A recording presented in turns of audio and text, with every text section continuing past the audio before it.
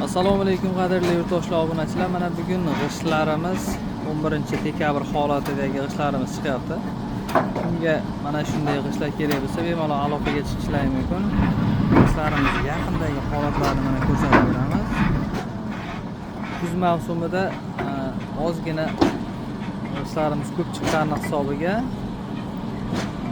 ozgina zavodda o'ziga to'kib qo'ygan g'ishtlarimiz bor. Mana shuncha kun yomg'ir yog'di, boshqa bo'ldi.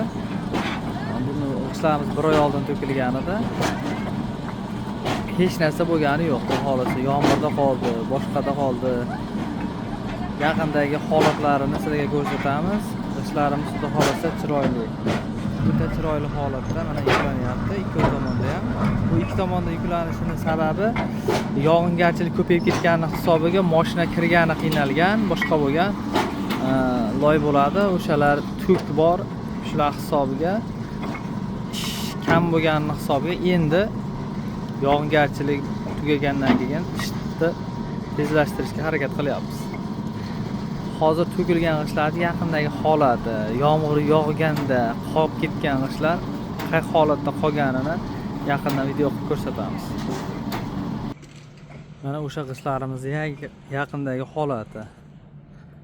Mana yomg'ir yog'di, boshqa bo'ldi, hech qanday muammosi chiqqani yo'q. Hech qanday ichida elaklar borligini hisobiga hech qanday toshlar aralashmaydi. Mana yog'ingarchilikda hech qanday muammosi bo'lmaydi. Bemalol g'ishtlarni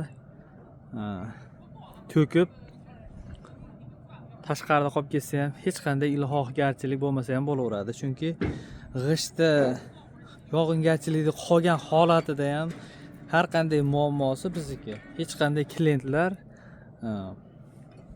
puliga boshqasiga kuymaydi.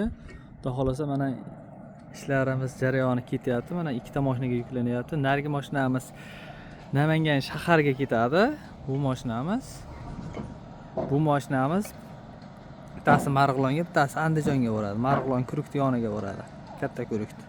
Kimga shunday g'ishtlar kerak bo'lsa, bemalol aloqaga chiqishlari mumkin. Butun vodiy bo'ylab 5 mingtalik, 10 mingtalik mashinalarda yetkazib beramiz.